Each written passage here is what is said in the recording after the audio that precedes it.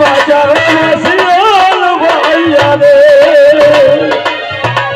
রাধে রাধে কি হলো? আরে একবার চেয়ে দেখ পিছনের দিকে, একবার চেয়ে দেখ। আরে এই দিকে দেখেছিস? দেখেছো? কোথা থেকে এলো রে?